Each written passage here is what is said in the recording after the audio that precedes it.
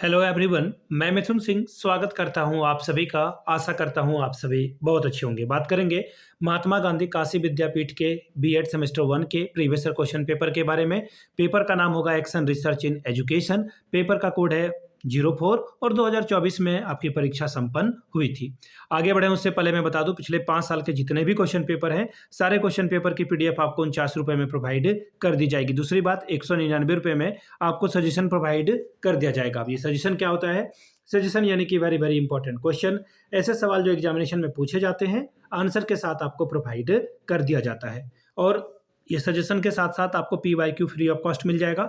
अब सजेशन हम लोग तैयार करते हैं आपके सिलेबस के अकॉर्डिंग, जो टॉपिक है उसको ध्यान में रखते हुए।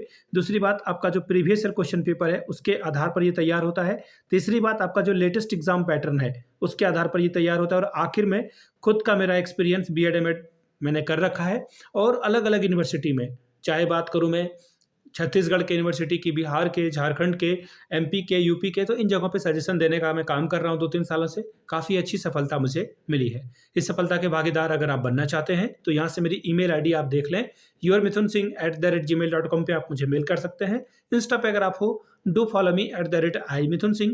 बाकी आप मुझे व्हाट्सअप कर सकते हैं 7979054474 पे। तो चलिए एक्शन रिसर्च इन एजुकेशन वाले पेपर को देखते हैं कि किस तरह का पेपर पूछा गया था। ये रहा आपका पेपर।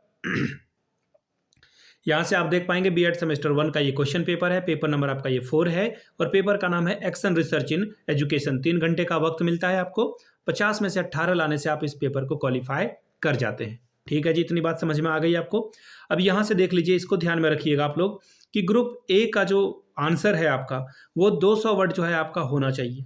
ठीक है, अधिकतम यानी कि मैक्सिमम 200 वर्ड। 200 वर्ड से ज़्यादा मत लिखिएगा आप। हर एक क्वेश्चन 4-4 अंकों का होगा और इस पेपर में 2-2 अंकों का होगा। ठीक है, और जो ग्रुप बी है या फिर सेक्शन बी है, उसमें जो है 500 वर्ड से अधिक आप मत लिखिएगा।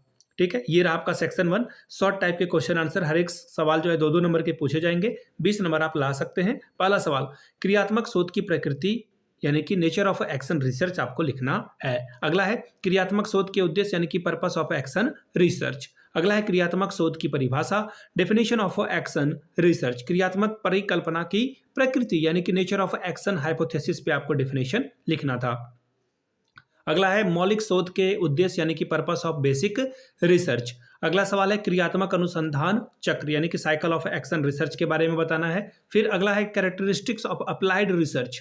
ठीक है, इसके बारे में बताना था। फिर है क्रियात्मक शोध के चरण यानी कि कितने स्टेप्स होते हैं एक्शन रिसर्च में, वो लिखना था। अगला सवाल है वैज्ञानिक विधि की प्रकृति, nature of a scientific method. अब बात करेंगे क्वेश्चन नंबर जे की, क्रियात्मक शोध में सामान्यीकरण यानी कि जनरलाइजेशन इन एक्शन रिसर्च। फिर अगला है स्नोबॉल सैंपलिंग मेथड यानी कि हिम कुंदक प्रतिचयन विधि के बारे में बतावें। फिर है शोधार्थी के गुण यानी कि क्वालिटीज ऑफ रिसर्चर।